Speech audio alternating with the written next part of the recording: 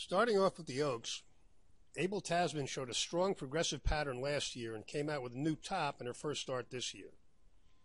After that, she was moved to Baffert's Barn, where she immediately got sick and missed some training. Given that, it's amazing she ran as well as she did in the Santa Anita Oaks, and there's a very good chance she'll break through with a new top now. There are fillies in this race with better tops, but none is likely to run well.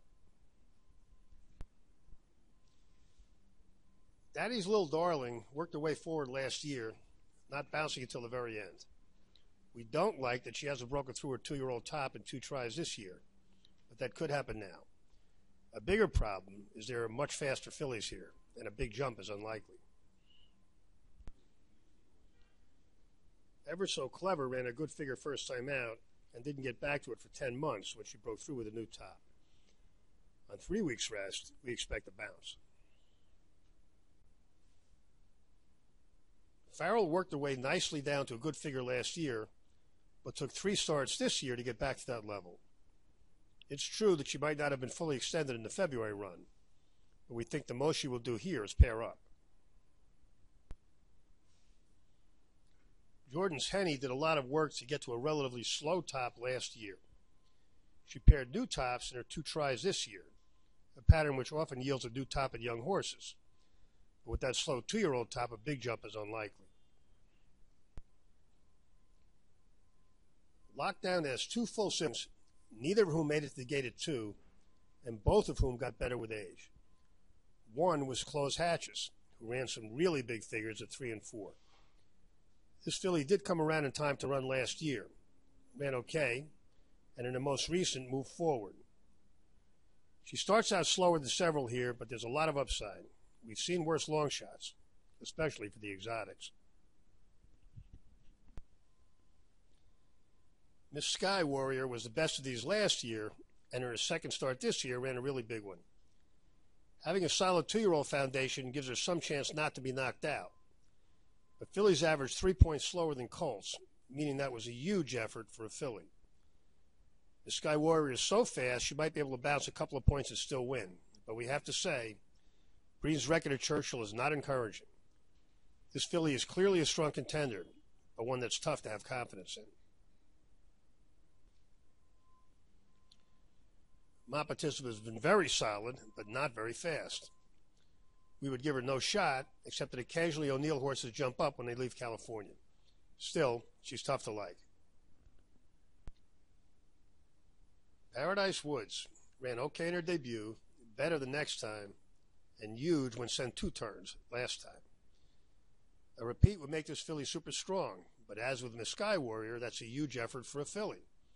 And this one has come a long way in a very short time, making a bounce even more likely.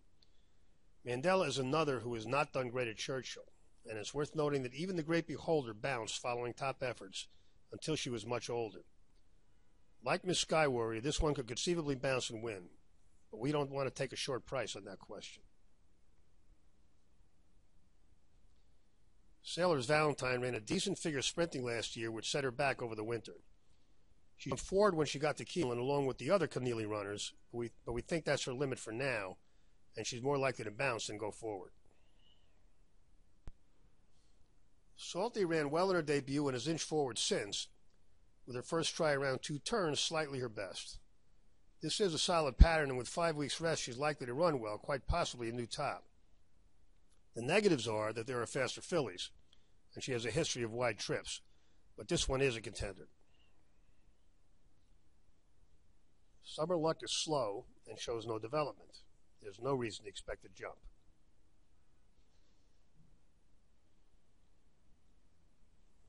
Tecolita improved with the addition of Lasix last year. She's at a point where she could be ready for a new top, but she has a lot of ground to make up on the fast ones. Vexatious has a dam and 2 siblings that could really run, yet she sold for a bargain price as a yearling. Recently, she's been inching towards relevance against this type of field, and it's worth noting that Drysdale does not push his young horses. But it's also worth noting he's another who has not done well at Churchill. Wicked Lick was very slow last year, and is not much faster this year.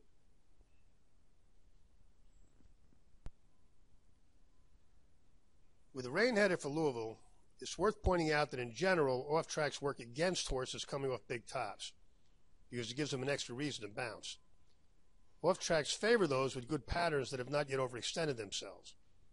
And in this case, the three with the best patterns also have good wet track pedigrees: Abel Tasman, Lockdown, and Salty. Assuming the rail is okay, Abel Tasman and Salty were hurt by the draw.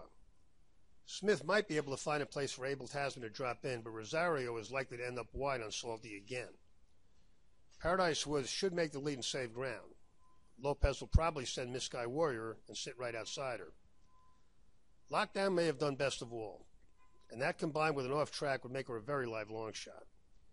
And unless Abel Tasman is caught extremely wide, she's very likely to at least get into the exotics. Those two are the value in the race to us.